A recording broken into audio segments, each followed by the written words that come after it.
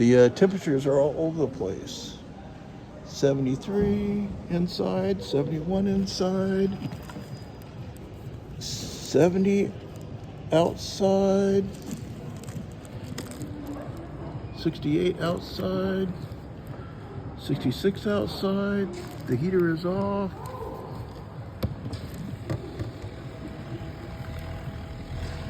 Right there at 70, that's good.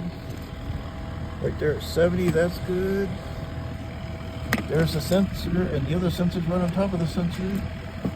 They're that close, but their temperature's different. That one's 70.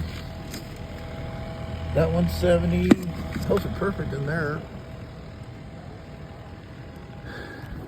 Study by Gene Bowden.